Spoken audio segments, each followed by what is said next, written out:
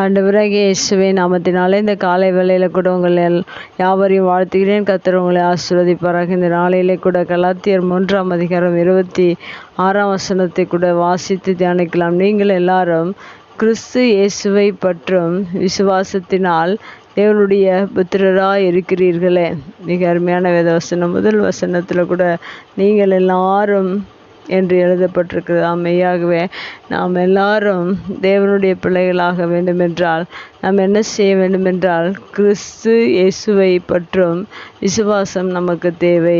நாம் இந்த பூமியில் அநேக காரியங்களை பற்றி கொள்கிறோம். ஆனால் கிறிஸ்து இயேசுவை பற்றி கொள்வது, அவரை விசுவாசிப்பது மிக அவசியம். அப்படி நாம் விசுவாசிக்கும்போது நாம் தேவனுடைய புத்திரர்களாய் மாறுகிறோம்.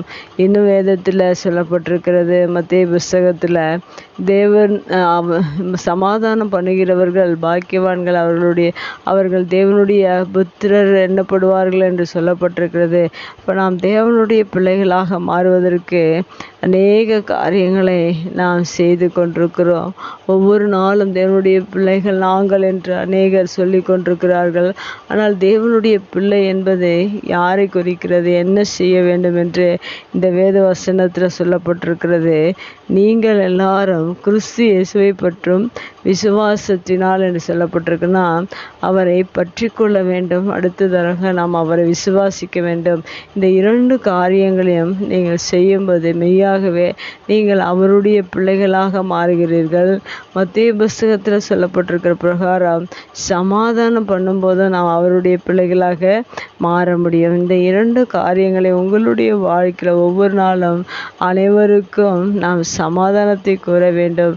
சமாதானத்தை நாம் பண்ணுகிறவர்களாக இருக்க வேண்டும்.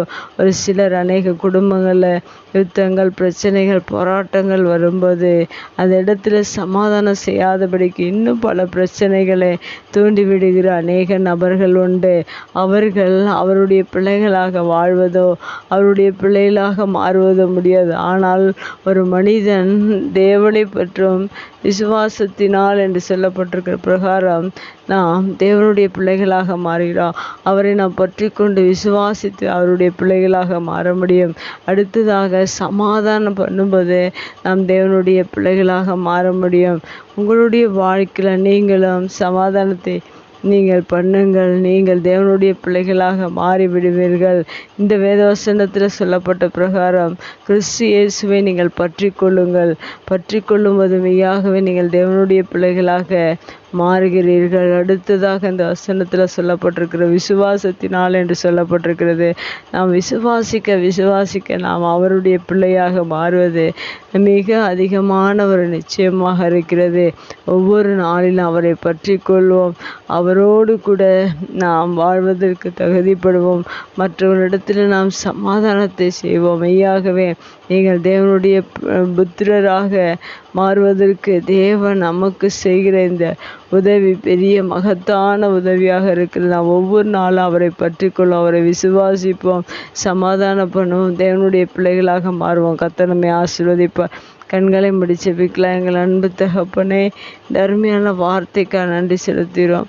இந்த வார்த்தையின் பிரகாரம் நாங்கள் உம்மை பற்றி கொண்டு விசுவாசத்தோடு கூட நாங்கள் உமது பாதையில் நடக்க நீர் உதவி செய்யுங்க. உடைய பிள்ளைகளாய் புத்திரர்களாய் மாற நீர் உதவி செய்யுங்க.